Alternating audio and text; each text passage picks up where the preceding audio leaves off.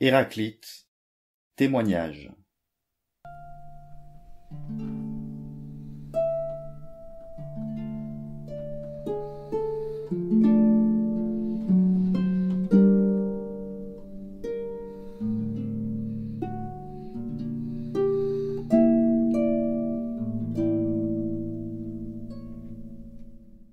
Vie. Diogène Laërce. Héraclite était le fils de Bloson ou, selon certains, de Héracon. Il était originaire d'Éphèse. Son acmé se situe pendant la 69e Olympiade. Il fut, plus que tout autre, un homme au caractère sublime et orgueilleux, ainsi que l'atteste son ouvrage, un savoir universel hécaté. Car, disait-il, un est le savoir, toute chose. Et Homère mérite de même. Il disait encore démesure, incendie, et le peuple son rempart. Il s'en prend aussi aux Éphésiens, à qui il reproche d'avoir proscrit son ami Hermodore, en disant « Les Éphésiens chez les autres ». Quand ils lui demandèrent d'établir des lois à leur usage, il s'y refusa, parce que la cité était déjà sous l'empire de mœurs politiques vicieuses. Il s'était retiré dans le temple d'Artémis et jouait aux osselets avec des enfants. Aux Éphésiens qui s'étaient attroupés autour de lui, « Imbécile, qu'est-ce que cela a d'étonnant, dit-il. Ne vaut-il pas mieux s'occuper à cela plutôt qu'administrer l'État en votre compagnie ?» Vers la fin, il sombra dans la misanthropie et s'en alla vivre dans les montagnes, se nourrissant de plantes et d'herbes. Quand, à cause de ce régime, il eut été frappé d'hydropisie, il redescendit en ville pour demander aux médecins, sous une forme énigmatique, s'il pouvait transformer des pluies en sécheresse. Ceux-ci ne le comprirent pas. Alors il s'en alla dans une étable s'enduire de boue de vache en comptant que l'eau s'évaporerait sous l'effet de la chaleur. Mais il n'obtint rien par ce moyen, et donc mourut à l'âge de 60 ans. D'après Hermippe, il demanda aux médecins si l'on savait, en vidant les intestins, chasser l'humide. Après leur réponse négative, il se coucha en plein soleil et demanda à des enfants de lui faire un cataplasme de boue de vache. C'est ainsi allongé qu'il mourut le lendemain et fut enterré sur l'agora. Néante de Cyzique déclare que, dans l'impossibilité de se décoller de la bouse, il était resté là et que, devenu méconnaissable par cette transformation, il fut dévoré par les chiens. Déjà, dans son enfance, il était un objet d'étonnement. Encore jeune, il déclarait ne rien savoir, ce qui n'empêche pas qu'une fois adulte, il prétendait tout savoir. Il ne fut l'élève de personne, mais, disait-il, il faut s'étudier soi-même et tout apprendre par soi-même. Saucion déclare que, d'après certains, il fut l'élève de Xénophane, et qu'Ariston, dans son livre sur Héraclite, dit qu'il fut guéri de son hydropisie et mourut d'une autre maladie. Hippobote aussi déclare la même chose. Le livre qui lui est attribué est, en raison de la matière qu'il embrasse, intitulé « De la nature », mais il se divise en 3 parties, l'une sur le tout, l'autre sur la politique et l'autre sur la théologie. Il en fit l'hommage au temple d'Artémis et, d'après certains, il s'était efforcé à un style obscur, afin que seuls les esprits capables en prissent connaissance, et pour échapper au mépris qui résulte du succès. Timon brosse ainsi son portrait. Parmi eux, tel un oiseau braillard, Héraclite, injuriant le public et parlant par énigme, est apparu debout. Théophraste met sur le compte d'un tempérament mélancolique l'inachèvement de certaines parties et l'allure hétéroclite de certaines autres. Antisthène, dans ses Successions, rapporte ce trait qui témoigne de sa grandeur d'âme, avoir renoncé en faveur de son frère au titre de roi. Tel fut le renom attaché à son livre, qu'une école se fonda après lui, et que ses adeptes reçurent le nom d'Héraclitéens. Voici dans l'ensemble ce qu'était sa doctrine. Toutes choses sont constituées à partir du feu, et remontent se dissoudre en lui. Tout devient conformément au destin, et les choses sont harmonisées par l'accord des contraires. Tout est rempli d'âme et de démons. Il a parlé encore de toutes les perceptions qui se produisent dans l'univers, disant « Le soleil a la taille qu'on lui voit ». Il dit encore « Limite de l'âme renferme ». Il appelait au mal la présomption et disait que la vue est trompeuse. Il lui arrive parfois de s'exprimer avec éclat et sans obscurité, de sorte que même le plus obtus comprend facilement et en reçoit une grande élévation d'âme. La brièveté et la profondeur de sa pensée sont incomparables. Prises dans le détail, voici ce que sont ces doctrines. Le feu est un élément, et toutes choses sont convertibles en feu et naissent par raréfaction et condensation. Mais il n'explique rien clairement. Toutes choses naissent selon l'opposition, et la totalité des choses coule à la façon d'un fleuve, le tout est limité et le monde éteint. Il est engendré à partir du feu, et s'embrase de nouveau selon certaines périodes fixées de toute éternité. Cela se produit conformément au destin. Parmi les contraires, celui qui conduit à la génération est appelé guerre et discorde. Celui qui conduit à l'embrasement, accord et paix. Le changement est une route montante descendante, et l'ordonnance du monde se produit selon cette route. En se condensant, le feu s'humidifie, et, en se resserrant plus encore, il engendre l'eau, et quand l'eau cristallise, elle se change en terre. Telle est la route descendante. À rebours, la terre se liquéfie, d'elle naît l'eau, et de celle-ci les autres éléments. Il ramène presque toute chose à l'évaporation à partir de la mer. C'est la route montante. Des exhalaisons naissent de la terre et de la mer, les unes claires et pures, les autres obscures. Le feu se trouve alimenté par les exhalaisons claires, l'humide par les autres. Il n'indique pas clairement la nature de l'enveloppe céleste. Pourtant, il y a en elle des cavités dont la concavité est tournée vers nous, et dans lesquelles s'agglomèrent les exhalaisons claires pour former des flammes qui sont les astres. La flamme du soleil est la plus brillante et la plus chaude, car les autres astres sont davantage éloignés de la terre, et pour cette raison éclairent et réchauffent moins. Quant à la lune, elle est plus proche de la terre, mais ne se meut pas à travers l'espace qui est pur. En revanche, le soleil occupe une région limpide et pure, et se trouve à une distance proportionnée de nous. C'est pourquoi il échauffe et luit davantage. Il y a éclipse de soleil et de lune lorsque les cavités se retournent vers le haut. Les périodes mensuelles de la lune viennent de ce que sa cavité se retourne petit à petit. Le jour et la nuit, les mois, les saisons et les années, les pluies et les vents et les autres phénomènes de ce genre se produisent selon les différentes exhalaisons. Quand l'exhalaison lumineuse prend feu dans le cercle du soleil, elle produit le jour. Et quand l'exhalaison contraire reprend le commandement, elle crée la nuit. Quand la chaleur de l'exhalaison lumineuse augmente, elle produit l'été, et quand l'humide de l'exhalation obscure se retrouve en excès, il fabrique l'hiver. Conformément à la théorie des exhalaisons, il rend compte de tous les autres phénomènes. Touchant la terre, il ne dit rien de ce qu'elle est, et rien non plus des cavités. Voilà donc quelles étaient ses thèses. Les faits relatifs à Socrate, et ce que Socrate a dit quand il eut en main le livre que lui avait apporté Euripide, d'après le témoignage d'Ariston, nous les avons rapportés dans la vie de Socrate.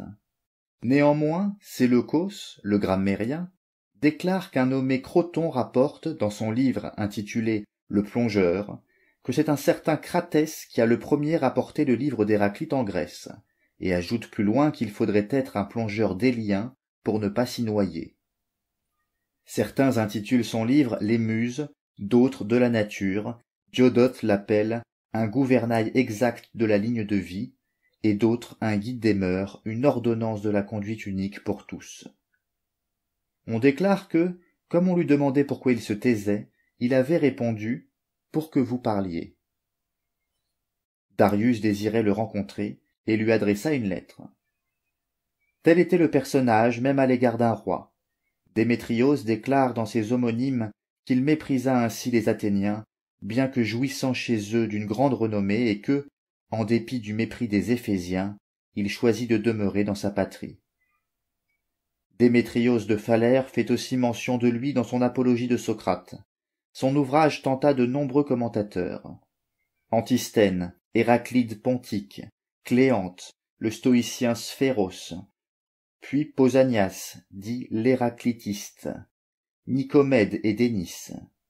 Parmi les grammairiens, Diodote, qui déclare que son écrit n'a pas pour sujet la nature, mais la République, et que la partie sur la nature ne se trouve là qu'à titre d'exemple.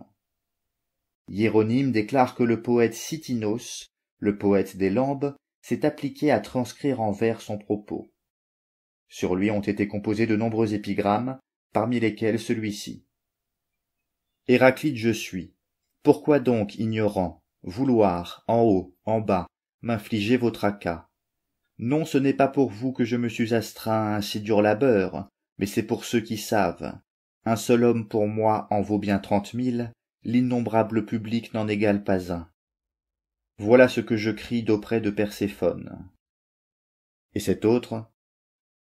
Ne va pas parcourir le livre d'Héraclite l'Éphésien, car le sentier est ardu, ténèbres, obscurité, le noir. Mais si un guide t'y initie, alors ce sera le soleil. Il y eut 5 Héraclites. Le premier est celui-là. Le deuxième est un poète lyrique, auteur de l'éloge des 12 lieues. Le troisième est un poète élégiaque d'Halicarnasse pour qui Callimaque a composé ce poème. Quelqu'un m'a annoncé te prendra en ses mains. Le quatrième, originaire de Lesbos, est l'auteur d'une histoire de la Macédoine. Le cinquième est un bouffon converti à ce métier après avoir été Cytharède. Suidas. Fils de Bloson ou Botor, et selon d'autres Hérakinos, originaire d'Éphèse, philosophe de la nature appelé l'obscur, il ne fut l'élève de personne, mais fut formé par la nature et par son propre zèle. Atteint d'hydropisie, il ne fit pas confiance aux médecins qui voulaient le soigner, mais s'enduisit lui-même entièrement de bouse de vache, et s'exposa au soleil pour être asséché. Ainsi couché, des chiens survinrent qui le dévorèrent. Mais d'autres déclarent qu'il est mort étouffé sous du sable. Certains déclaraient qu'il avait suivi les leçons de Xénophane et d'Hippase le pythagoricien. Son acmé se situe pendant la 69e Olympiade, sous le règne de Darius, fils d'Hystaspe. Il écrivit beaucoup d'ouvrages et en un style poétique. Strabon. Androclès a été le chef, déclare-t-on, de l'émigration des Ioniens, postérieure à celle des Éoliens. Il était le fils légitime de Codros, le roi d'Athènes, et c'est lui qui fonda Éphèse.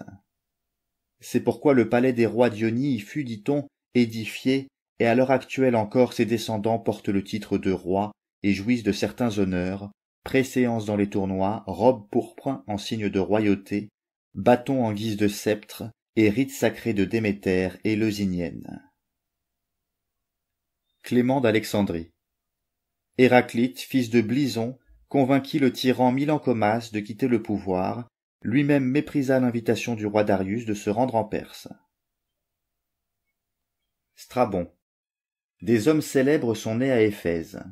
Parmi les anciens, Héraclite dit l'Obscur et Hermodore, à propos duquel Héraclite déclare « Les Éphésiens chez d'autres ». Hermodore, à ce qu'il semble, aurait rédigé certaines lois pour les Romains.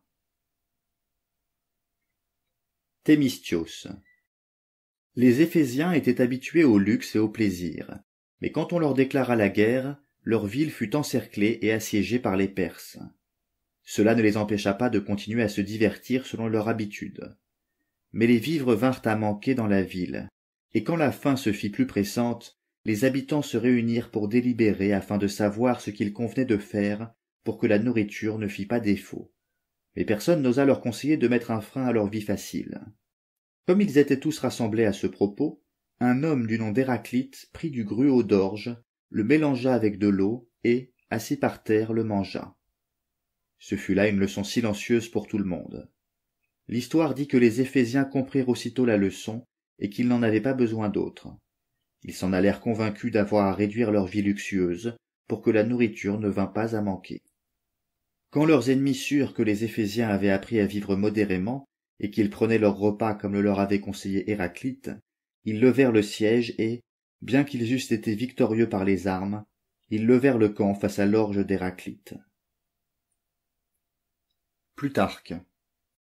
Ceux qui parvinrent à exprimer ce qu'il faut par gestes symboliques et sans user de la parole, ne sont-ils pas loués et admirés particulièrement?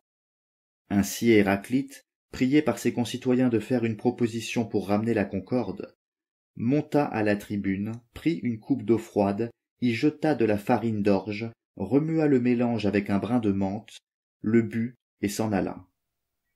Par là il leur fit voir que se contenter de ce que le hasard offre et savoir se passer du luxe maintient les cités dans la paix et la concorde.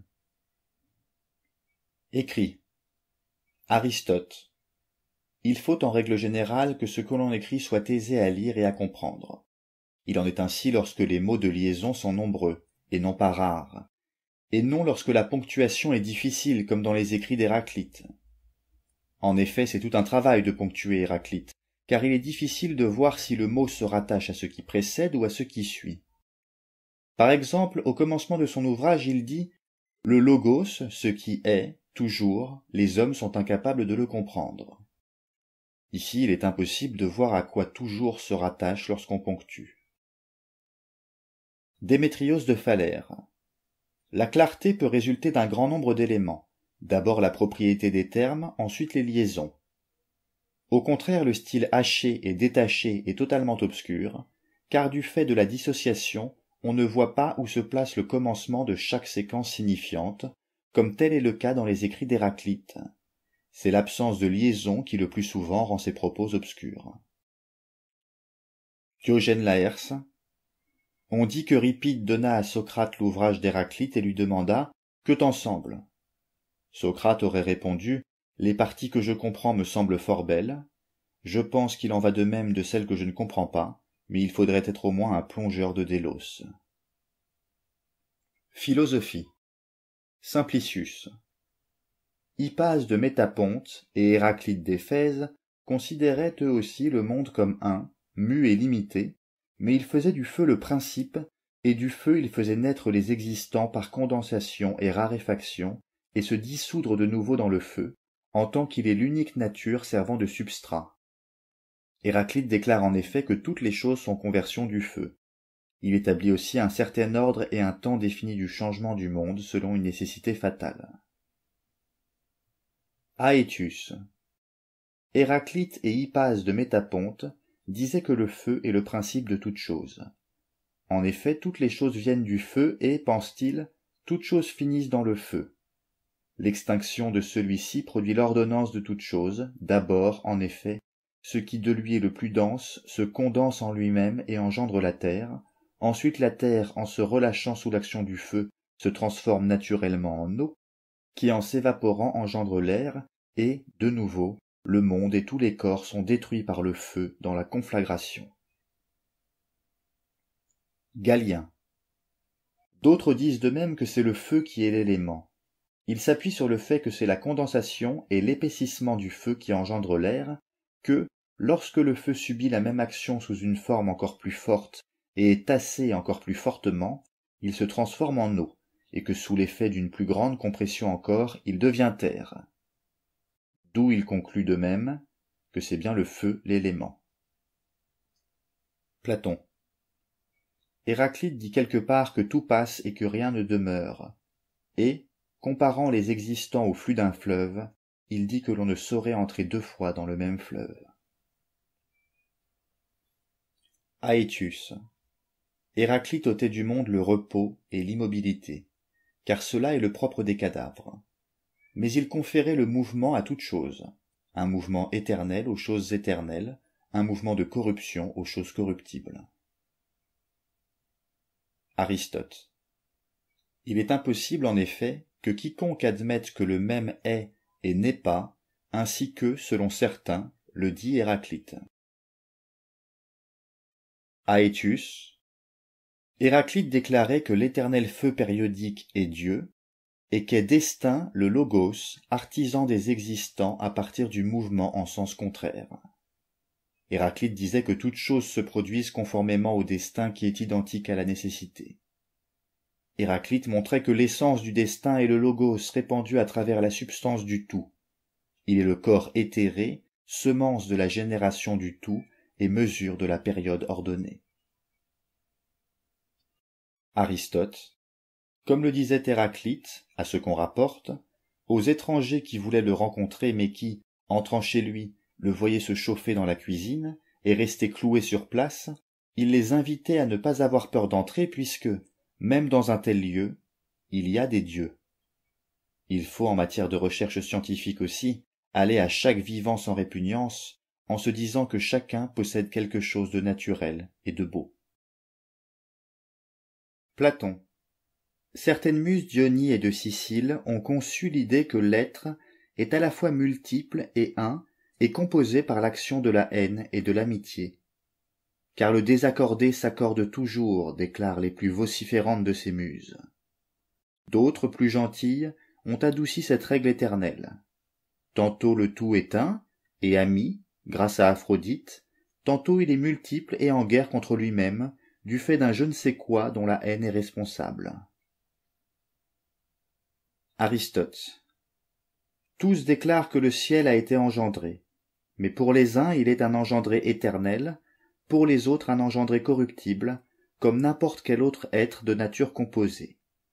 Et pour d'autres, la destruction se fait tantôt dans un sens, tantôt dans un autre, selon un processus destiné à se reproduire toujours, comme le croient Empédocle d'Agrigante et Héraclite d'Éphèse.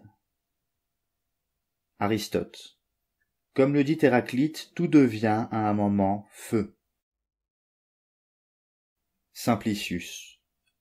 Héraclite aussi pense qu'à un moment donné le monde s'embrase, et qu'à un autre moment il se reconstitue de nouveau lui-même à partir du feu, selon certaines périodes de temps, dans lesquelles, dit-il, il s'allume en mesure et s'éteint en mesure.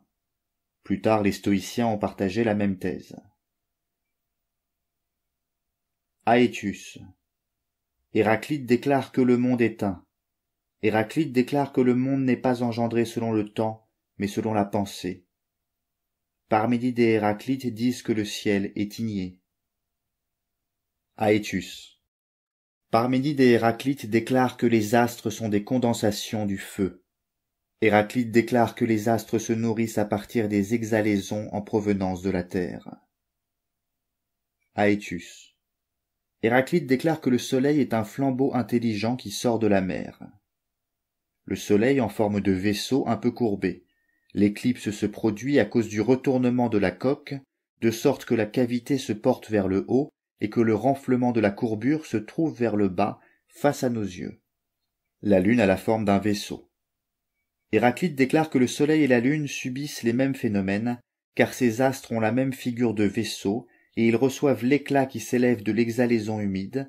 Ainsi, ils brillent à notre vue, le soleil étant plus brillant parce qu'il se meut dans un air plus pur, alors que la lune, se mouvant dans un air plus trouble, apparaît de ce fait plus pâle. Héraclite déclare que l'éclipse de lune se produit à cause du retournement et des inclinaisons du vaisseau. Aétius. Héraclite déclare que la grande année compte 10 800 années solaires. Censorinus. Cette année est aussi appelée Héliaque par certains et par d'autres, Héraclite, année de Dieu. Aristarque pensait qu'elle comprenait 2484 années. Héraclite et Linos, 10 800. Aétius. Héraclite déclarait que le tonnerre est produit par des tourbillons de vent et de nuages, et par les chocs des souffles contre les nuages. Les éclairs par la combustion des exhalaisons, et les ouragans par les incendies et les extinctions des nuages. Nicandre. Et toi, tu sais plonger dans les flots de la mer, violette et salée, que le grand ébranleur a asservi au vent en recourant au feu. Le feu est dominé par le souffle ennemi, lui le feu éternel, le feu toujours vivant. Et la vaste étendue de la mer doit trembler sous les assauts des vents pourchasseurs de nuées. Elle est désordonnée, elle aime la tempête, et règne sur les nefs et les vaillants marins exposés à la mort. Mais à la loi du feu qui est son ennemi, il faut que la matière obéisse et consente. Scoli. Être asservi signifie être l'esclave, être placé sous les ordres. En effet, les esclaves sont asservis. La mer et le feu sont les esclaves des vents, évidemment selon la loi divine, et c'est ce qu'ont dit Héraclite et Ménécrate. Pourchasseur de nuées s'applique au vent. La vaste étendue veut dire très étendue. Héraclite veut donc expliquer par ces termes que toutes choses sont mutuellement contraires selon lui. Règne sur les nefs, en effet les navires sont dominés par la mer comme la matière par le feu. Les vaillants marins, ceux qui périssent en mer. Aristote. Héraclite aussi déclare que le principe est l'âme, puisqu'elle est l'exhalaison à partir de laquelle les autres choses sont constituées. Macrobe. Héraclite disait que l'âme est une étincelle de l'essence stellaire. Aétius. Héraclite disait que l'âme du monde est une exhalaison provenant des principes humides qui sont en lui, et que celle qui est dans les animaux provient à la fois de l'exhalaison extérieure et de l'exhalaison interne, les deux étant de même nature. Sextus Empiricus. Héraclite, parce qu'il croyait encore que l'homme dispose de deux organes pour la connaissance de la vérité, à savoir la sensation et la raison, estimait, comme les philosophes de la nature cités plus haut, que de ces deux organes, la sensation est indigne de créance, tandis qu'il posait la raison comme critère. De fait, il récuse la sensation en disant textuellement « Les yeux et les oreilles sont de mauvais témoins pour les âmes sourdes à leur langage », ce qui revient à dire que c'est le propre d'âme barbare d'accorder foi à des sens dépourvus de raison. Mais il affirme que la raison est le critère de la vérité, non pas cependant n'importe quelle raison, mais la raison commune et divine. Qu'est cette raison? Il nous faut l'exposer brièvement. En effet, ce philosophe de la nature se plaît à dire que ce qui nous enveloppe est rationnel et doué d'intelligence. Déjà longtemps auparavant, Homère disait « Et ce monde, dis-moi, qu'ont les hommes dans l'âme, ce que chaque matin le Père des humains et les dieux veut y mettre. » Archiloque aussi déclare que les hommes ont des pensées telles, que Zeus leur envoie au jour le jour. Et Euripide a dit la même chose. Qui que tu sois, ô Zeus, énigme indéchiffrable, ou bien nécessité régnant sur la nature, ou bien intelligence accordée aux humains, je t'adore en tout cas. C'est en attirant à nous par la respiration cette raison divine que, selon Héraclite, nous devenons intelligents et que, bien que plongés dans l'oubli du sommeil, nous recouvrons nos sens en nous éveillant. Car, pendant le sommeil, les pores des sens sont bouchés et l'intellect qui est en nous se trouve séparé de la communauté que nous entretenons avec l'enveloppe céleste. Le seul moyen de communication qui demeure étant la respiration, à la façon d'une racine, et, ainsi séparé, l'intellect perd la puissance de mémoire qu'il possédait auparavant. Lors du réveil, il se répand à travers les pores des sens, comme à travers des fenêtres, et en entrant de nouveau en communion avec le ciel, il recouvre sa puissance de raisonner. De la même façon que des charbons rapprochés du feu deviennent incandescents selon un processus d'altération, tandis que, séparés du feu, ils s'éteignent, de même le lot qui provient de l'enveloppe céleste trouve en nos corps un domicile hospitalier. Mais lorsqu'il est coupé du feu céleste, il est comme privé de raison, alors que lorsque la connexion se trouve rétablie grâce à la multitude des pores, il redevient semblable au tout. C'est cette raison commune et divine, par participation à laquelle nous devenons raisonnables, qu'Héraclite déclare être le critère de la vérité.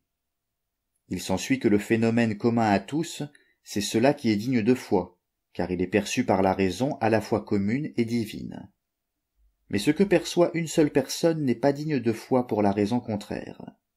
Ainsi, au commencement de ses livres sur la nature, le personnage dont nous parlons déclare, en faisant allusion d'une certaine manière à l'enveloppe céleste, le Logos, tout ce qu'il voit, ayant ainsi montré expressément que c'est par la participation à la raison divine que nous faisons et connaissons toutes choses. Il poursuit un peu plus loin. Aussi il faut suivre en propre. Ce propos n'est rien d'autre qu'une explication de la manière dont le tout est ordonné. En tant que nous communions avec la mémoire de cette raison, nous sommes dans la vérité. En tant que nous nous isolons dans ce qui nous est propre, nous sommes dans l'erreur. Car en réalité par ces paroles, il montre que la raison commune est le critère et que les phénomènes qui sont communs sont dignes de foi, en tant qu'ils sont jugés par la raison commune, alors que ceux qui appartiennent à chacun en propre sont trompeurs. Héraclite déclare explicitement que l'homme n'est pas raisonnable, mais que seul est doué d'intelligence l'enveloppe céleste. Apollonios de Tyane. Héraclite le philosophe de la nature disait que par nature l'homme est dépourvu de raison. Aétius. Héraclite déclare que l'âme est immortelle, car à sa sortie du corps elle remonte à l'âme du tout, selon la loi des semblables. Aétius. Héraclite et les stoïciens déclarent que les hommes commencent leur maturité à la fin de la seconde série de 7 années, au moment où l'activité sexuelle se développe. Plutarque. Ceux qui lisent adolescents fixent à l'âge de 30 ans, comme Héraclite, la durée d'une génération. C'est l'espace de temps pendant lequel le père voit son fils devenir capable d'engendrer. Philon. Un homme est capable, à l'âge de 30 ans, d'être grand-père, étant donné qu'il est adolescent à l'âge de 14 ans, époque à laquelle il peut procréer, et que celui qui l'a engendré dans l'année qui a suivi sa puberté, à 15 ans, peut alors engendrer un fils qui lui est semblable. Censorinus. Un siècle est la plus longue durée de la vie humaine, comprise entre la naissance et la mort. Donc ceux qui ont pensé qu'un siècle durait 30 ans paraissent s'être largement trompés. C'est Héraclite qui a donné à cet espace de temps le nom de génération, parce que cet espace de temps comprend un cycle de vie humaine. Il l'appelle cycle de vie parce que c'est le temps que met la semence humaine pour produire une autre semence. Jean de Lydie. De là, en se trompant sur l'intention d'Héraclite, il appelle génération le mois. Chalcidius. Héraclite, avec lequel s'accordent les stoïciens, établit une connexion entre notre raison et la raison divine qui régit et gouverne les choses du monde. Grâce à cette association inséparable, conscience nous est donnée du décret de la raison, et nous pouvons, pendant le sommeil de l'âme, grâce au pouvoir des sens, avoir connaissance des événements futurs. De là vient que nous apparaissent des représentations d'endroits ignorés et des visions d'hommes aussi bien vivants que morts. C'est encore ce qui donne du poids à la pratique de la divination et à ceux qui ont eu la chance de connaître l'avenir par le recours aux puissances divines. Clément d'Alexandrie. Anaxagore de Clazomène en effet déclarait que la fin de la vie est la spéculation et la liberté qui en dérive, et Héraclite d'Éphèse que c'est la satisfaction. Aristote. Héraclite blâme le poète qui a dit « Que périsse conflit chez les dieux et les hommes », car il n'y aurait pas d'harmonie s'il n'existait l'aigu et le grave, et pas de vivant sans la femelle et le mâle qui sont contraires. Simplicius. Car Héraclite déclare que toutes choses sont condamnées à disparaître. Nouménios. Nouménios loue Héraclite d'avoir blâmé Homère, qui avait souhaité la disparition et l'anéantissement des maux de la vie, sans comprendre que, ce faisant, il demandait la fin du monde, puisque la matière, source des maux, serait entièrement supprimée. Polybe. Il ne siérait point d'invoquer encore le témoignage des poètes et des auteurs de mythes, touchant ce que nous ignorons, comme bon nombre de nos prédécesseurs l'ont fait sur maints sujets, en citant à propos des questions controversées des autorités sans crédit, pour reprendre le mot d'Héraclite. Fragment. Héraclite de la nature. Sextus Empiricus. Le logos, ce qui est toujours, les hommes sont incapables de le comprendre, aussi bien avant de l'entendre qu'après l'avoir entendu pour la première fois, car bien que toute chose naisse et meure selon ce logos-ci, les hommes sont comme inexpérimentés quand ils s'essaient, à des paroles ou à des actes, tels que moi je les explique, selon sa nature séparant chacun et exposant comment il est, alors que les autres hommes oublient tout ce qu'ils font à l'état de veille, comme ils oublient, en dormant, tout ce qu'ils voient. Sextus Empiricus. Aussi il faut suivre ce qui est, commun, c'est-à-dire commun à tous, car à tous est le commun, mais bien que le logos soit commun, la plupart vivent comme avec une pensée en propre. Aénésidème. Aénésidème, suivant Héraclite, et Épicure sont d'accord en général sur les sensibles, mais divergent au niveau du détail, car Aénésidème pense qu'il existe une certaine divergence entre les phénomènes, et il déclare que certains d'entre eux sont généralement perçus par tous, et d'autres par un seul individu. Parmi les phénomènes, sont vrais ceux qui apparaissent généralement à tous, et faux ceux qui ne sont pas tels. D'où il suit que l'on a donné fort exactement le nom de vrai à ce qui ne se cache pas, à la conscience commune. Le vrai, ce qui ne se cache pas. Aétus, sur la taille du soleil, la largeur d'un pied d'homme. Albert le Grand. Héraclite a dit que, si le bonheur résidait dans les plaisirs corporels, On dirait que les bœufs sont heureux lorsqu'ils trouvent du pois chiche à manger. Aristocrite. Il se purifie en se souillant d'un autre sang, comme si, après avoir marché dans la boue, quelqu'un se lavait avec de la boue. Il paraîtrait en délire à quiconque le verrait agir ainsi. Et à ces statues ils adressent leurs prières, comme qui ferait conversation avec des murs, sans avoir conscience de ce que sont dieux et héros. Aristote. Le soleil, non seulement, comme le déclare Héraclite, est nouveau chaque jour, mais sans cesse nouveau continuellement. Aristote. Si toutes les choses devenaient fumée, c'est par les narines que nous les connaîtrions. Aristote. L'opposé est utile, et des choses différentes naît la plus belle harmonie, et toutes choses sont engendrées par la discorde. Aristote. Autre en effet est le plaisir du cheval, du chien et de l'homme. Ainsi que le dit Héraclite, les ânes préféreraient la paille à l'or, car la nourriture est plus agréable que l'or pour les ânes. Pseudo-Aristote. Peut-être la nature se réjouit-elle des contraires et sait-elle en dégager l'harmonie, alors qu'elle ne s'intéresse pas aux semblables. Tout de même sans doute que le mâle se rapproche de la femelle, ce que ne font pas les êtres de même sexe. Et elle n'est arrivée à la concorde première qu'au moyen des contraires, et non au moyen des semblables. Or il semble aussi que l'art en imitant la nature fait de même. Car la peinture, en mélangeant les pigments du blanc, du noir, du jaune et du rouge, produit des images concordantes au modèle.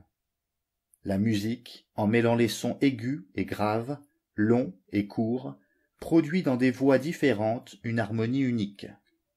L'écriture, en opérant un mélange de voyelles et de consonnes, construit tout son art à partir d'elle. C'est la même chose que signifiait la parole d'Héraclite l'Obscur.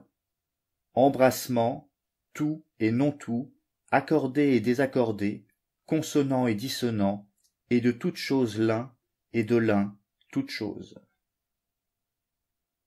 Pseudo-Aristote. Parmi les animaux, aussi bien les sauvages que les domestiques, aussi bien ceux qui vivent dans l'air que ceux qui vivent sur terre et dans l'eau, tous naissent, atteignent la maturité et dépérissent sous l'effet des décrets de Dieu, car tout animal est conduit au pâturage à coups de fouet, comme le déclare Héraclite. Arius Didyme. Zénon pense que l'âme est une exhalaison sensible, comme Héraclite. Voulant en effet montrer que les âmes qui s'exhalent sont toujours intelligentes, il les comparait à des fleuves, disant ainsi « Pour ceux qui entrent dans les mêmes fleuves, autres et autres coulent les eaux, et des âmes aussi s'exhalent des substances humides. » Athénée. Car il ne faut pas que l'homme de goût soit sale, poussiéreux ou se complaise dans la fange, comme le dit Héraclite. Clément d'Alexandrie. Les cochons se complaisent davantage dans la fange que dans l'eau pure. Clément d'Alexandrie. Pour qui prophétise Héraclite d'Éphèse? Pour des somnambules, des mages, des bacchants, des ménades et des initiés. C'est eux qu'il menace pour après la mort, c'est à eux qu'il prophétise le feu, car l'initiation au mystère pratiquée chez les hommes est impie. Clément d'Alexandrie. S'ils omettaient de rendre à Dionysos l'hommage de la procession et de chanter l'hymne aux parties honteuses, très impie serait leur conduite. Le même sont Hadès et Dionysos, quel que soit le délire et l'enthousiasme qu'ils inspirent. Clément d'Alexandrie. On échappera peut-être en effet à la lumière sensible, mais échapper à la lumière intelligible est impossible, ou, comme dit Héraclite, à ce qui ne sombre jamais, comment échapperait-on? Clément d'Alexandrie. La plupart n'ont pas conscience de ce que sont les choses qu'ils rencontrent. Ils ne comprennent pas quand ils apprennent, mais ils se figurent. Clément d'Alexandrie. Si tu n'espères pas l'inespéré, tu ne le trouveras pas. Il est dur à trouver et inaccessible. Clément d'Alexandrie. Reprochant à certains d'être incrédules, Héraclite déclare « Ils ne savent ni écouter, ni même parler. » Clément d'Alexandrie. Héraclite semble en tout cas considérer la naissance comme un malheur quand il dit « Une fois nés, ils veulent vivre et toucher leur lot, ou plutôt connaître le repos de la mort, et ils laissent derrière eux des enfants pour connaître les mêmes lots. » Clément d'Alexandrie. Et Héraclite ne donne pas à la naissance le nom de mort quand il dit « Mort est tout ce qu'éveillés nous voyons, et ce que nous voyons endormis, sommeil. » Clément d'Alexandrie. Les chercheurs d'or remuent beaucoup de terre et trouvent peu. Clément d'Alexandrie. Ils ne connaîtraient pas le nom de Diké si ces choses n'existaient pas. Clément d'Alexandrie. Les victimes d'Arès, les dieux les honorent ainsi que les hommes. Clément d'Alexandrie. Les plus belles morts obtiennent du sort les plus beaux lots. Clément d'Alexandrie. L'homme dans la nuit se prépare une lampe, bien que ses yeux soient éteints, mais vivant il touche la mort en dormant, éveillé il touche le dormant. Clément d'Alexandrie. Les hommes doivent s'attendre morts à des choses qu'ils n'espèrent ni n'imaginent. Clément d'Alexandrie. Faux semblant que celui qui a belle apparence comprend, conserve, Diké se saisira des fabricants de mensonges et des témoins. Clément d'Alexandrie. Les plus nobles préfèrent une seule à toutes les choses, la gloire éternelle à toutes les choses mortelles, mais la plupart sont repus comme le bétail. Clément d'Alexandrie. Ce monde-ci, le même pour tous, nul des dieux ni des hommes ne l'a fait, mais il était toujours, est et sera, feu éternel s'allumant en mesure et s'éteignant en mesure. Clément d'Alexandrie. Qu'il est professé que le monde est engendré et périssable, c'est ce qu'indiquent les paroles suivantes. Transformation du feu, d'abord mer, de la mer une moitié terre, une moitié souffle embrasé. Il veut dire que par sa puissance le feu, sous l'effet du logos et de Dieu gouvernant toutes choses, se transforme à travers l'air en humide, qui est comme la semence de l'organisation du monde, qu'il appelle ici mer. De cette semence naissent de nouveau la terre, le ciel et ce qu'ils enveloppent. Comment de nouveau il remonte à son état premier et est embrasé, il le montre clairement par ses paroles, se dissout en mer et est divisé selon la même proportion qu'elle possédait avant qu'elle ne devînt terre. Clément d'Alexandrie. L'un, le seul sage, ne veut être appelé et veut le nom de Zeus. Clément d'Alexandrie. Loi aussi, obéir à la volonté de l'un. Clément d'Alexandrie. Ils ne comprennent pas quand ils ont entendu. À des sourds ils ressemblent. C'est d'eux que témoigne la sentence. Présents, ils sont absents. Clément d'Alexandrie. Car il faut que les philosophes soient, comme le dit Héraclite, en quête de beaucoup de choses. Clément d'Alexandrie. Pour les âmes, mort est devenir eau, et pour l'eau, mort devenir terre, mais de la terre l'eau naît, et de l'eau, l'âme. Columelle. Si nous en croyons Héraclite d'Éphèse qui déclare que les porcs se lavent dans la fange et les volailles dans la poussière ou la cendre. Diogène Laërce. Thalès fut, d'après certains, le premier à avoir pratiqué l'astronomie, ainsi qu'en témoignent Héraclite et Démocrite. Diogène Laërce. À Priene vivait Bias, fils de Teutamès, davantage pourvu de logos que les autres. Diogène Laërce. Un savoir universel n'instruit pas l'intellect, sinon il aurait instruit Hésiode et Pythagore, ainsi que Xénophane et Hécatée. Diogène Laërce. Un est le savoir. Il connaît la pensée par qui sont gouvernées toutes choses au moyen de toutes choses. Diogène Laërce. Il disait « Homère mérite d'être chassé des concours et bastonné, et Archiloque de même. » Diogène Laërce. Démesure, il faut l'éteindre plus encore qu'incendie. Diogène Laërce. Le peuple doit combattre pour sa loi comme pour son rempart. Diogène Laërce. Limites de l'âme, tu ne saurais les trouver en poursuivant ton chemin. Si longue que soit la route, tant est profond le logos qu'elle renferme. Diogène Laërce. Héraclite appelait au mal la présomption et disait que la vue est trompeuse. Diogène Laërce. Ne faisons pas de conjectures sur les grandes choses.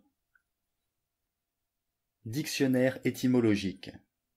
À l'arc le nom de bandeur, mais son œuvre est la mort. Galien. Un seul en vaut pour moi 10 000, s'il excelle. Héraclite le grammairien. Dans les mêmes fleuves nous entrons, et nous n'entrons pas, nous sommes, et nous ne sommes pas. Hippolyte. Héraclite déclare que le tout est divisé, indivisé, engendré, inengendré, mortel, immortel, logos, éternité, père, fils, Dieu, droit. Si ce n'est moi, mais le logos que vous avez écouté, il est sage de convenir qu'est l'un, tout, dit-il.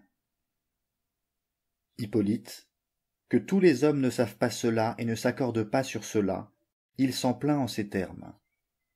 Ils ne savent pas comment le différent concorde avec lui-même. Il est une harmonie contre-tendue, comme pour l'arc et la lyre. Hippolyte. Le temps est un enfant qui s'amuse. Il joue au tric-trac, à l'enfant la royauté. Hippolyte. Conflit est le père de tous les êtres, le roi de tous les êtres. Aux uns il a donné forme de Dieu, aux autres d'hommes, il a fait les uns esclaves, les autres libres. Hippolyte. L'harmonie invisible plus belle que la visible. Hippolyte.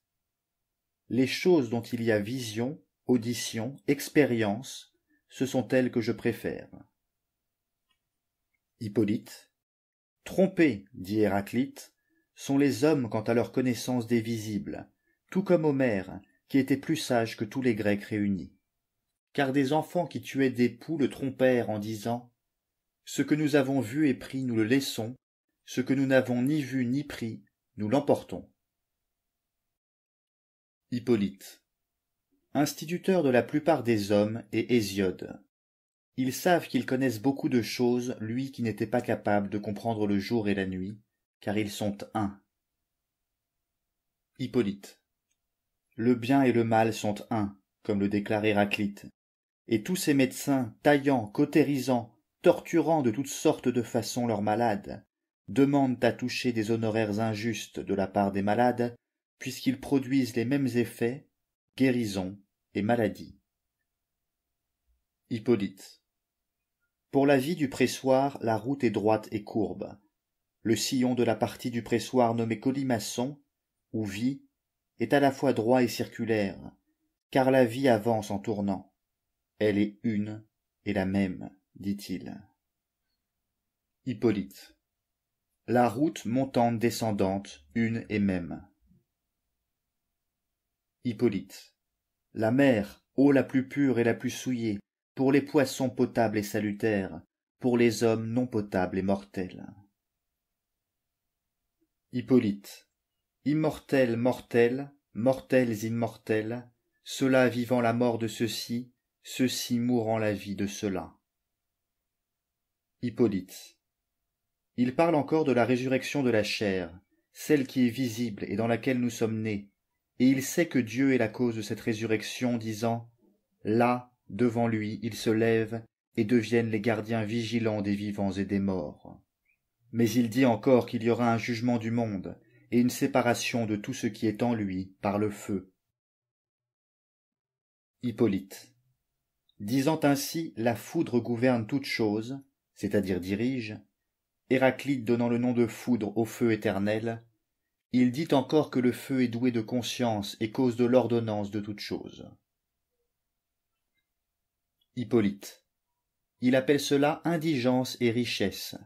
Indigence est, d'après lui, l'ordonnance, et richesse l'embrasement. Hippolyte. Car sur toute chose le feu ayant fondu, il les jugera et s'en saisira. Hippolyte. Dieu est, jour-nuit, hiver-été, guerre-paix, richesse-famine, tous contraires, l'intellect est cela. Il prend des formes variées, tout comme le feu qui, quand il se mêle à des fumées, reçoit un nom conforme au goût de chacun. Isdosus Scholasticus.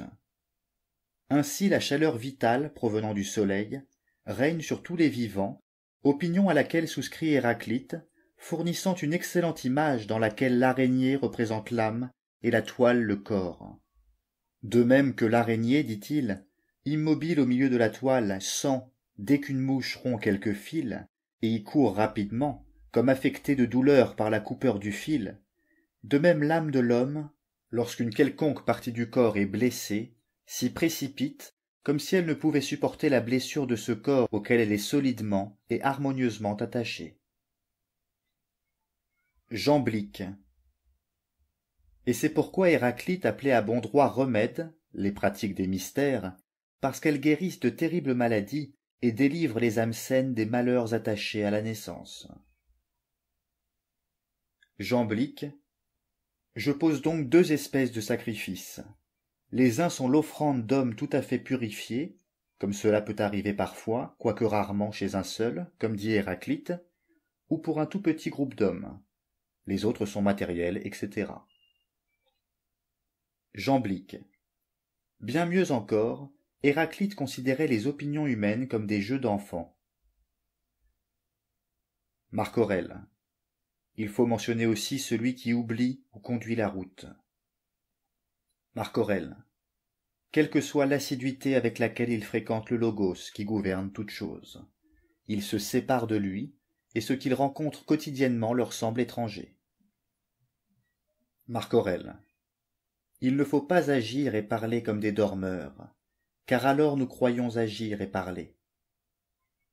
Marc Aurèle. Il ne faut pas se comporter comme les enfants de leurs parents, c'est-à-dire plus simplement selon la coutume reçue. Marc Aurèle. Je crois qu'Héraclite appelle dormeurs les ouvriers et collaborateurs de ce qui se produit dans le monde. Le feu vit la mort de la terre, et l'air vit la mort du feu. L'eau vit la mort de l'air, la terre celle de l'eau. Plutarque. La mort du feu est naissance de l'air, la mort de l'air naissance de l'eau. Marc Aurèle. Que la mort de la terre engendre l'eau, la mort de l'eau engendre l'air, et celle de l'air le feu, et inversement. Nouménios. D'où aussi Héraclite a dit « C'est un plaisir pour les âmes ou une mort de devenir humide. La chute dans la génération est pour elle un plaisir. » Mais ailleurs il déclare « Nous vivons leur mort, et celles-ci vivent notre mort. » Origène. La personne humaine ne possède pas l'entendement, la personne divine le possède. Origène. L'homme est tenu pour un petit garçon par la divinité, comme l'enfant par l'homme. Origène. Il faut connaître que le conflit est commun ou universel, que la discorde est le droit, et que toute chose naisse et meurt selon discorde et nécessité. Philodème. L'invention de la rhétorique comporte toutes sortes de prestiges tendant à cette fin, et, d'après Héraclite, son inventeur est le prince des charlatans. Scoli. Charlatanerie est le nom donné aux arts de la parole par certains, et aussi par Timée qui écrit « De telle sorte qu'il me paraît que ce n'est pas Pythagore l'inventeur des véritables charlatanismes, ni celui appelé ainsi par Héraclite, mais qu'Héraclite est bien lui-même le hâbleur. » Platon. Le plus beau des singes est laid comparé à l'espèce humaine. Platon. Le plus savant des hommes comparé à Dieu ressemble à un singe quant à la sagesse, à la beauté et à tout le reste. Plotin. En changeant, il est en repos. Plotin. Il est dur de peiner pour les mêmes et d'être commandé par eux. Plutarque. Combattre son impulsion est difficile, car ce qu'elle veut est acheté à prix d'âme. Plutarque.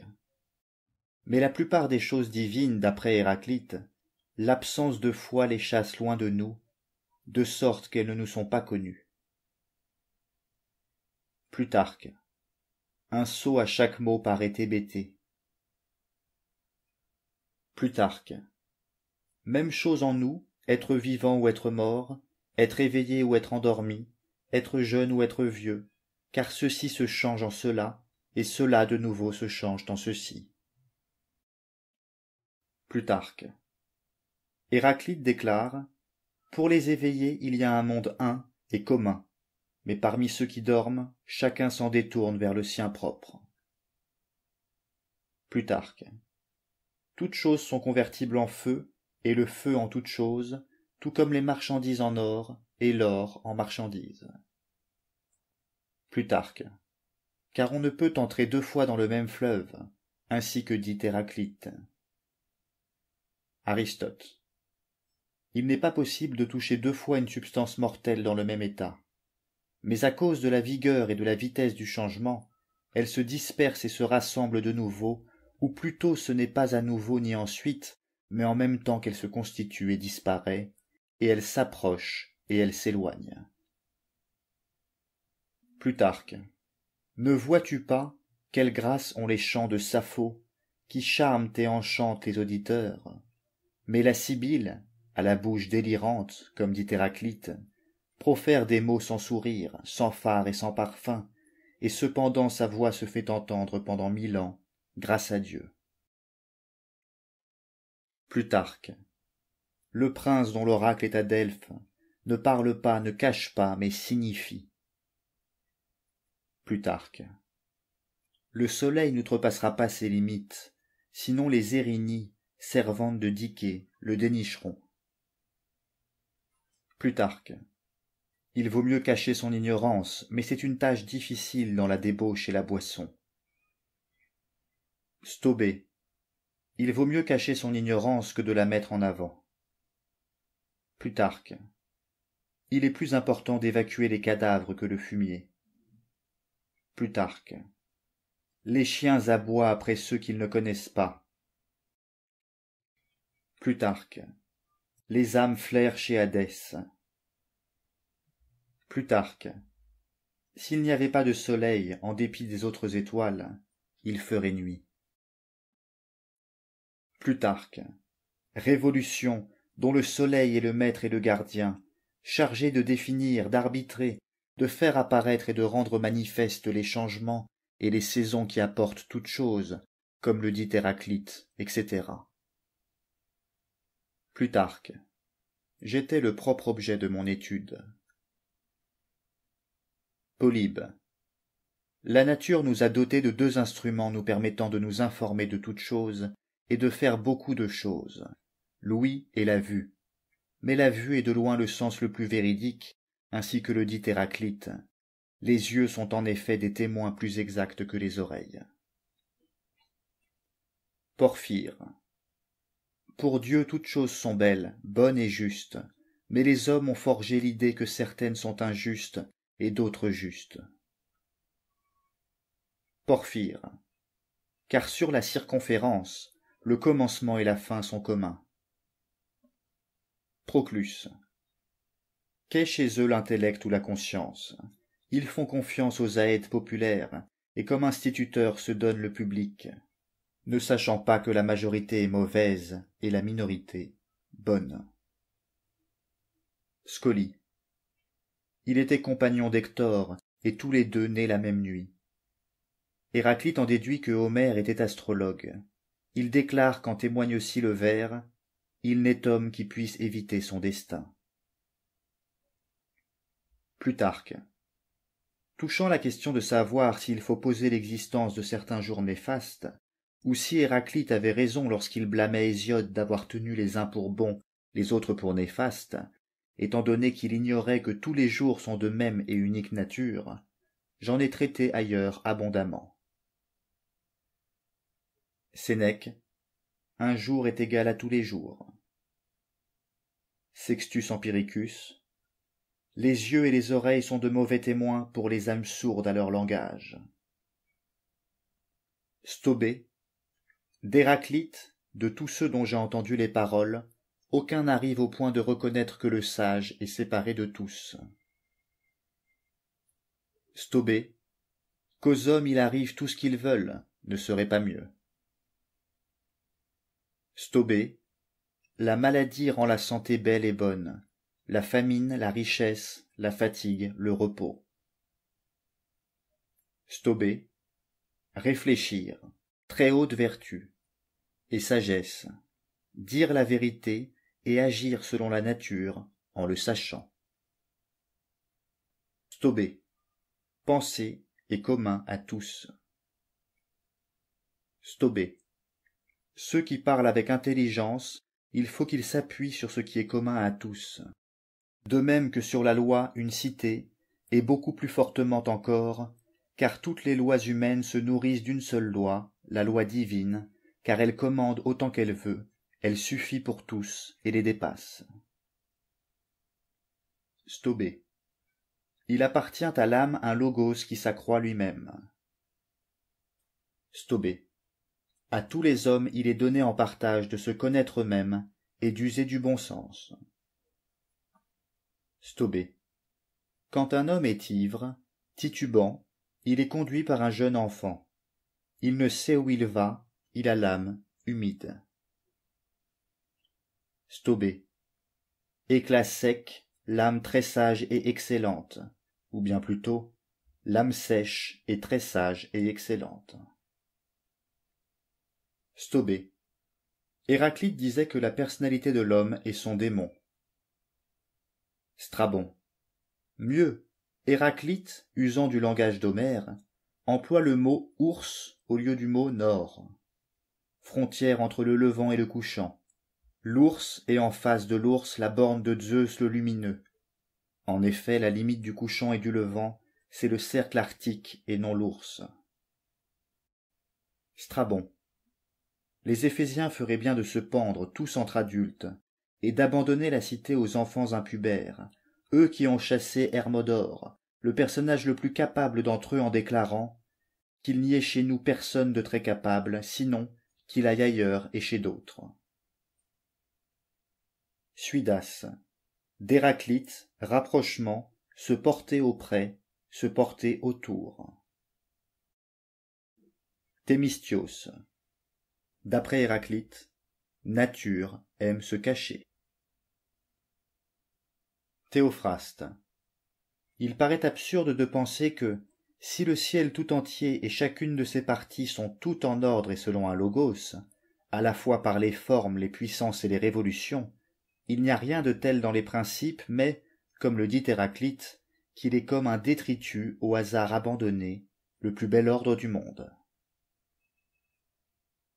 Théophraste. Le cicéon se décompose si on ne l'agite pas. Jean Tsétsès. Il fait de Ploutos un aveugle, parce qu'il est responsable non pas de la vertu mais du vice. C'est la raison aussi pour laquelle Héraclite d'Éphèse adresse aux Éphésiens cette critique, qui n'est pas une prière. Puisse Ploutos ne pas vous abandonner, Éphésiens, afin que votre pauvreté d'âme apparaisse au grand jour. Jean Tsétsès. Les choses froides se réchauffent, le chaud se refroidit, l'humide s'assèche et le desséché se mouille. Fragments suspects et apocryphes. Anatolios d'Alexandrie. Conformément à la loi des saisons, le nombre 7 se trouve assemblé dans la lune, mais dissocié dans les ours, toutes deux signes de mémoire immortelle. Anonyme. Épicharme, qui a fréquenté les pythagoriciens, a inventé, entre autres arguments redoutables, l'argument du devenir. Il se fonde sur la pensée d'Héraclite qu'une chose devient autre, puis autre, chacune selon son besoin. Donc, si rien ne cesse de couler et de changer quant à la forme, les substances deviennent sans cesse différentes, selon un flux continu. Aristocrite. Il disait aux Égyptiens, « S'il existe des dieux, pourquoi les plaignez-vous dans vos lamentations? Et si vous les plaignez, cessez de les tenir pour des dieux. » Aristocrite. Héraclite, voyant les Grecs offrir des présents aux dieux, disait « Ils adressent des prières à des statues de dieux qui n'entendent rien, comme si elles devaient entendre, et qui n'accordent rien, tout comme elles ne sauraient rien demander en retour. » Diogène Laërce. Pythagore, fils de Mnésarque, s'est exercé plus que tous les hommes à l'étude de la géométrie. Par le choix de ses traités, il s'est fabriqué une science, un savoir trop vaste, un art malvenu. Dictionnaire. Il ne convient pas de faire rire au point de devenir soi-même l'objet de ce rire, disait Héraclite. Dictionnaire. Héraclite du moins disait que la présomption fait régresser le progrès. Dictionnaire. Les honneurs asservissent dieux et hommes. Les méchants sont les adversaires de la vérité. La culture est un second soleil pour les gens cultivés. Il disait que le plus court chemin vers la gloire est de devenir valeureux. Scoli. D'Héraclite, les âmes des victimes d'Arès sont plus pures que celles des morts de maladie. Stobée. Il écrit donc « Certaines choses sont en tout point fixées par le destin ». Anonyme. Du philosophe Héraclite contre la vie, voir l'anthologie palatine. Stobée. Le ton pessimiste de l'épigramme accrédite l'idée qu'Héraclite pleurait. Anonyme. Du philosophe Héraclite, puisque certains affirment que les astres font partie des principes, pour autant que le vent, Héraclite en élaborant la même théorie. Imitation. Hippocrate. Toutes les choses aussi bien divines qu'humaines se meuvent, échangeant mutuellement leur place en un mouvement de montée et de descente. Le jour et la nuit connaissent un maximum et un minimum. De même que la lune a un maximum et un minimum, échange de feu et d'eau, de même le soleil a une course plus longue et une plus courte. Toutes choses sont mêmes et non mêmes. La lumière pour Zeus, l'obscurité pour Hadès, la lumière pour Hadès, l'obscurité pour Zeus. Elles vont les unes par ici, les autres par là, en toute saison et en tout lieu, celles-ci accomplissant le rôle de celles-là jouant à leur tour le rôle de celles-ci. Les unes jouent ce rôle mais ne le savent pas, les autres croient savoir qu'elles accomplissent un rôle qu'elles ne jouent pas. Celles qui naissent ne le savent pas, mais pourtant tout leur arrive en vertu de la même nécessité divine, aussi bien ce qu'elles veulent que ce qu'elles ne veulent pas. Et en errant les unes ici, les autres là, elles se mélangent les unes aux autres. Chacune accomplit le sort fixé par le destin, tant vers le plus que vers le moins. Toutes se détruisent mutuellement.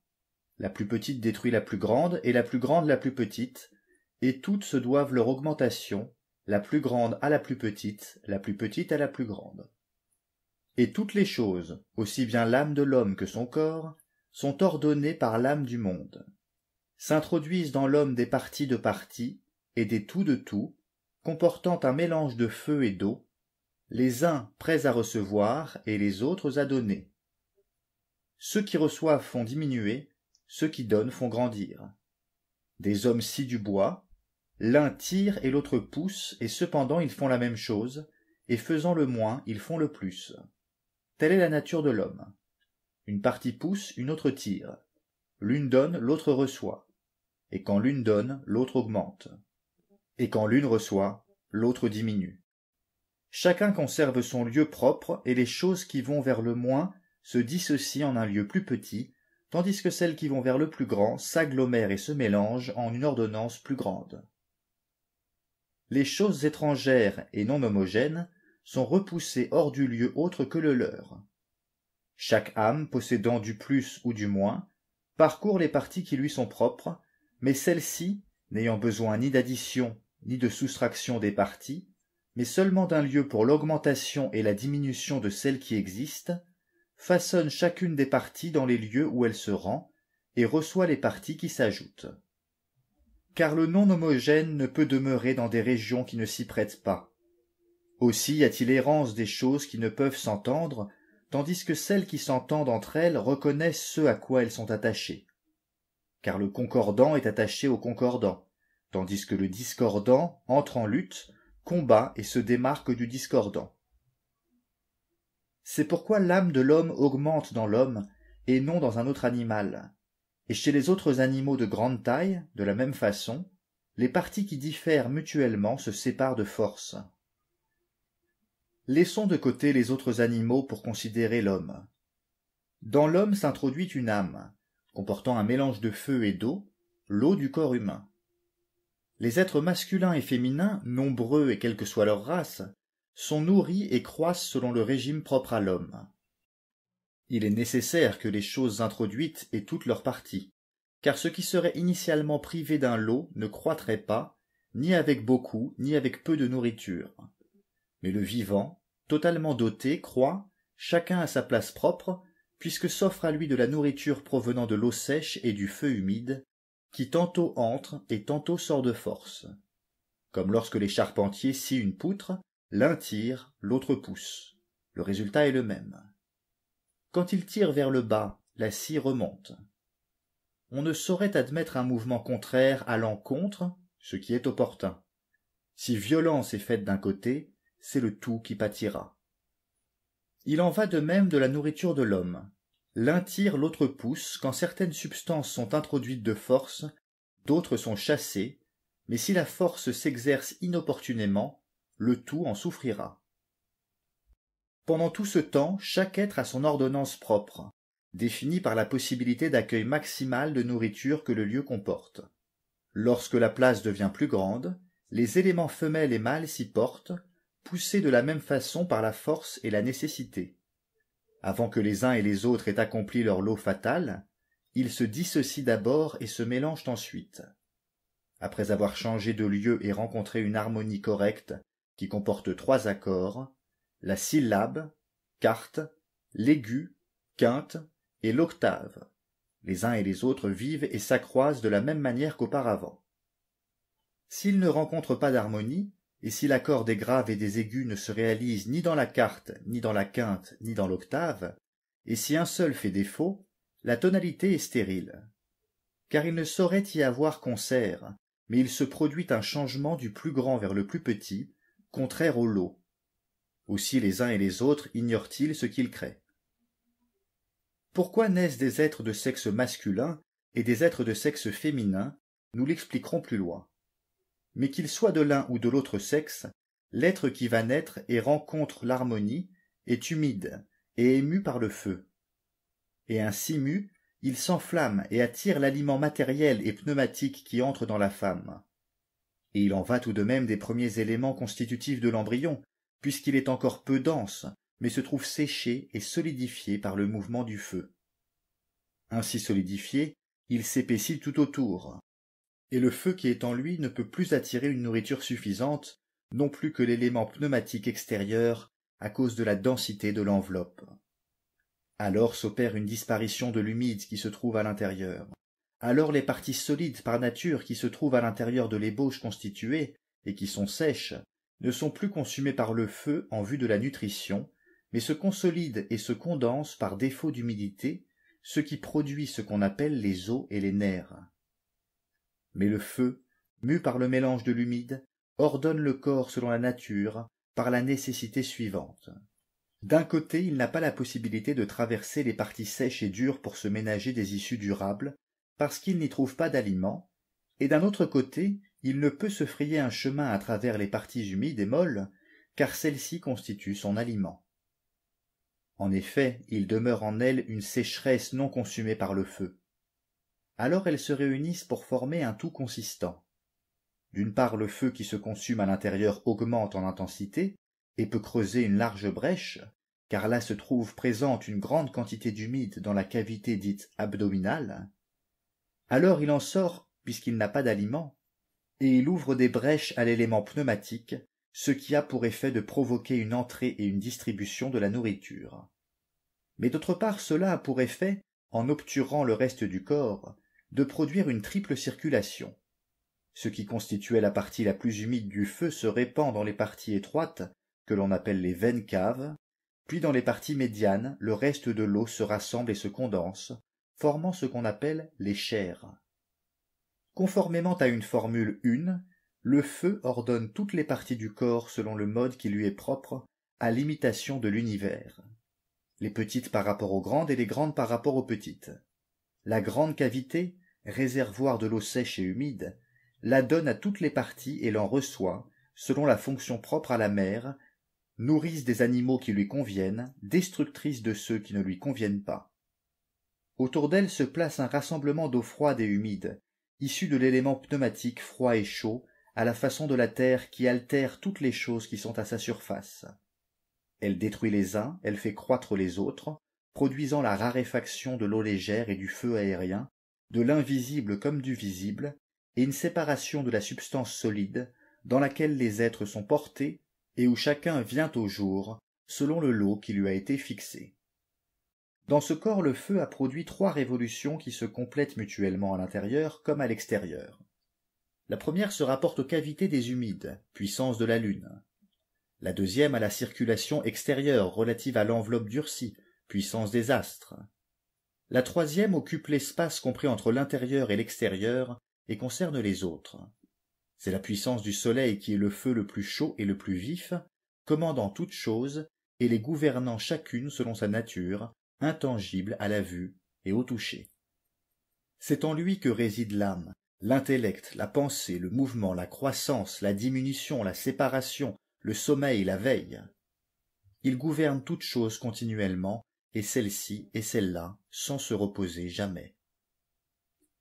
Mais les hommes n'ont pas la science leur permettant, à partir des choses visibles, d'observer les choses invisibles, car ils ne savent pas qu'ils se servent de la technique qui ressemble à la nature humaine, car l'intellect des dieux leur a appris à imiter les choses qui leur sont propres, en ayant conscience de ce qu'ils font, mais sans avoir conscience des modèles qu'ils imitent. Car toutes les choses semblables sont dissemblables, toutes les choses convergentes sont différentes, toutes les choses dites sont non dites, les choses irrationnelles comportent raison, le contraire s'accorde avec chaque chose.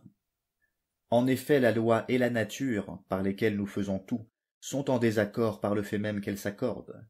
D'une part, la loi a été établie par les hommes pour eux-mêmes, dans l'ignorance de ceux sur quoi ils l'établissaient, d'autre part, les dieux ont ordonné la nature de toutes choses.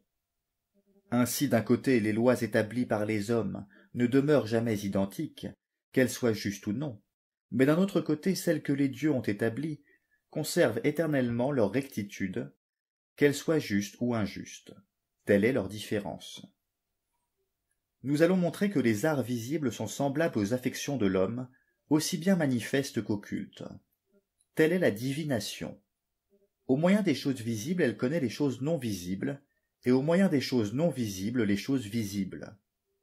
Par le présent le futur, et par les morts les vivants, et par l'incompréhensible comprennent et celui qui sait toujours correctement, et celui qui sait plus ou moins bien, selon les cas.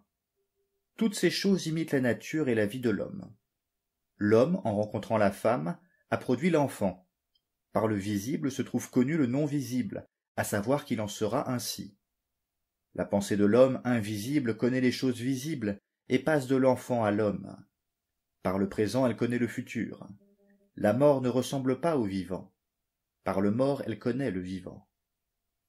Le ventre n'a pas de conscience. Par lui nous avons conscience de la soif et de la faim. Les affections de l'art divinatoire sont identiques à celles de la nature humaine. Par celle-ci nous connaissons toujours correctement, par celle-là nous ne connaissons que plus ou moins bien, selon les cas. Les forgerons, grâce à l'art, amollissent le fer par le feu qu'ils contraignent par le souffle. Ils enlèvent la nourriture présente, la rendent plus légère, la battent et la réduisent, et avec l'aliment de l'eau, qui est contraire, elle devient forte. L'homme subit le même traitement de la part du professeur de gymnastique. Le feu s'empare de la nourriture présente et le contraint avec le souffle. Après s'en être emparé, il la bat, il la ramollit, il la purifie. L'apport des eaux venues d'ailleurs le rend fort. Les cardeurs aussi font la même chose. Ils battent, ils cardent, ils étirent. En peignant, ils renforcent les fils. En coupant ce qui dépasse et en démêlant, ils font une plus belle laine. L'homme subit le même traitement. Les tanneurs divisent en parties les peaux tout entières et font de ces parties des toux. En taillant et en piquant les peaux, ils les rendent résistantes. et l'homme subit le même traitement. Les tout se divisent en parties, et de la synthèse des parties naissent des tout. En piquant et en taillant leur peau, les médecins leur redonnent la santé.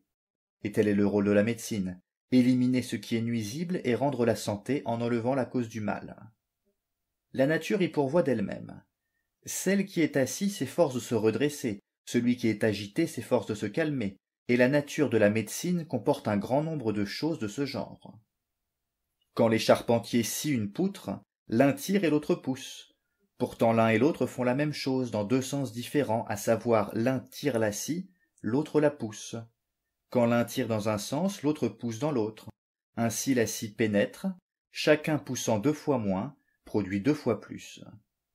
Ils imitent ainsi la nature humaine. Le souffle tantôt tire, tantôt pousse. Par ces deux actions contraires, il produit le même résultat. D'un côté il comprime le bas, de l'autre il s'insinue en haut. À partir d'une seule âme divisée se produisent le plus et le moins, le plus grand et le plus petit. Les maçons œuvrent en accordant des matériaux différents. Ils humidifient les éléments secs et sèchent les éléments humides, divisent les tout et rassemblent les parties divisées. S'ils ne procédaient pas ainsi, ils ne feraient pas ce qu'il faut. Ils imitent le régime de l'homme. Nous humidifions les aliments secs et asséchons les humides. Nous divisons les tout et recomposons les parties divisées. Toutes ces actions divergentes concordent. Il lui faut d'abord disposer d'un instrument de musique susceptible d'illustrer son propos. Les combinaisons de l'harmonie sont produites par les mêmes et ne sont pas les mêmes. Par l'aigu et le grave, semblables par le nom, mais dissemblables par le son. Celles qui diffèrent davantage s'accordent le plus. Celles qui diffèrent le moins s'accordent le moins. Si toutes les notes étaient semblables, tout le charme s'envolerait. Les changements les plus grands et les formes les plus variées charment davantage. Les chefs cuisiniers préparent les nourritures pour les gens, en mélangeant de toutes sortes de façons éléments dissemblables et éléments semblables. À partir des mêmes ingrédients, ils préparent des plats, non mêmes, tant en matière de nourriture solide que de boissons. Si toute leur préparation était semblable, le plaisir s'envolerait. Et s'ils n'ordonnaient pas tous les ingrédients en un mets identique, ils ne respecteraient pas les règles culinaires.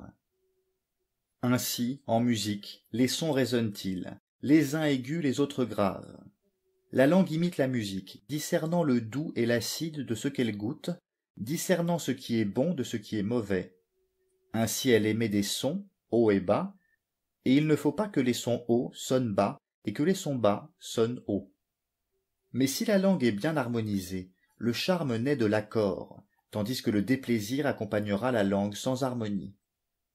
Les corroyeurs tendent, assouplissent, battent, lavent. L'éducation des enfants fait de même. Quand on fait des tresses, on tresse en rond. Partant d'un commencement, on aboutit à un commencement. Même est le cycle corporel, par où il commence, par là il finit. On travaille le minerai d'or, on bat, on lave, on fond. À feu doux il s'agglomère, et non à feu vif. Quand on l'a ainsi travaillé, on s'en sert pour tout. L'homme bat le grain, le lave, le purifie, le cuit au feu et le mange. Brûlé par un feu trop fort, l'aliment ne se combine pas au corps. Cuit doucement, si. Les sculpteurs fabriquent une imitation du corps, hormis l'âme, mais ils ne lui donnent pas la pensée. Ils la modèlent avec de l'eau et de la terre, séchant les éléments humides et humidifiant les secs. Ils enlèvent ce qui est excès et ajoutent de la terre pour boucher les manques. L'augmentation s'opère du plus petit au plus grand. L'homme subit le même traitement. Sa croissance va du plus petit au plus grand. Ce qui est retiré des parties en excès vient s'ajouter au manque. Les sèches sont prélevées sur les humides et les humides sur les sèches. Les potiers font tourner le tour qui ne tourne ni dans un sens ni dans l'autre, mais dans les deux à la fois, imitant ainsi ensemble la rotation de l'univers. En usant du même tour, ils façonnent nombre d'objets divers, dont aucun n'est semblable à l'autre, à partir des mêmes éléments, et en usant d'outils identiques. Les hommes ainsi que les autres animaux subissent le même traitement.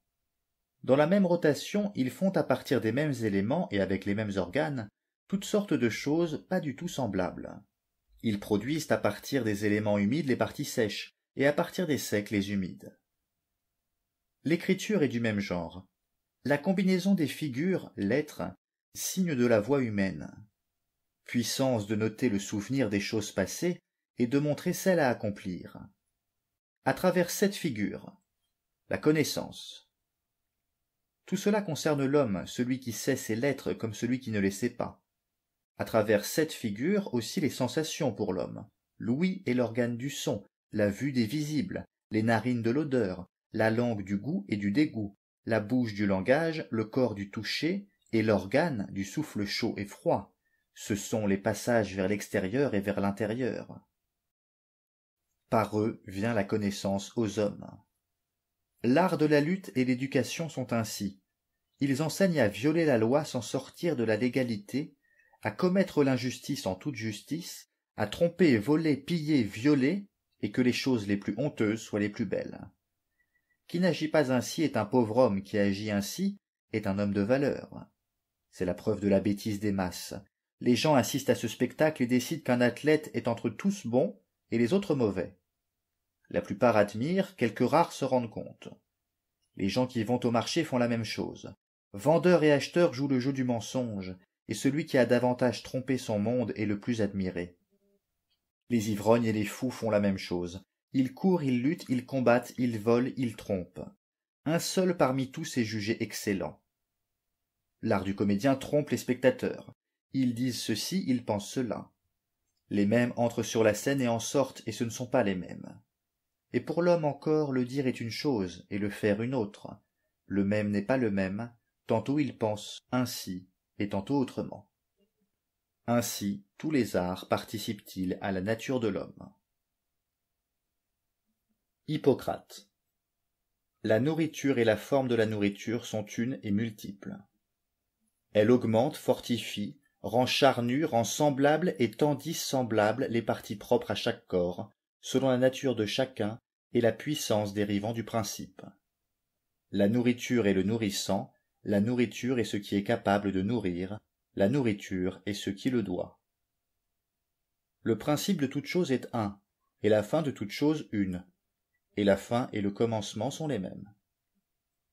On peut dire de toute chose qu'elle est nuisible et propice au réchauffement, nuisible et propice au refroidissement, nuisible et propice à la puissance. Les humeurs sont spontanées et non spontanées, spontanées pour nous et non spontanées pour la cause. Et inversement, certaines choses sont visibles pour la cause, d'autres invisibles, les unes possibles, les autres impossibles. La nature pourvoit à tout pour tous. Toutes ces choses sont une nature une et non une. Toutes ces choses sont des natures multiples et une. Dans la nourriture, le médicament est excellent.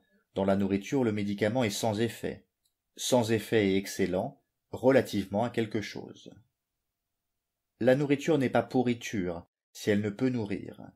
La nourriture n'est pas nourriture, si elle n'est pas capable de nourrir. Elle a nom de nourriture, elle n'a pas l'effet. L'effet est nourriture, pas le nom.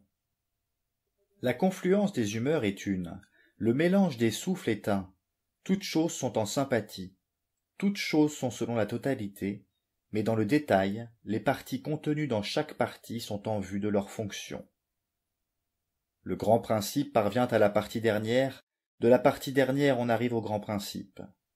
Une seule nature est et n'est pas. Le concordant discordant, le discordant concordant, le lait d'une autre espèce est fortifiant, le lait propre à l'espèce mauvais, le lait d'une autre espèce nuisible, le lait propre bénéfique. Il y a et il n'y a pas de nourrisson de 8 mois.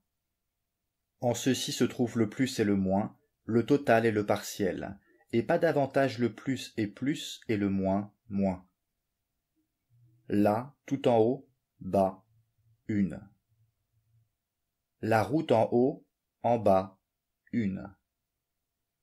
Cytinos de Théos, Iambe sur la nature.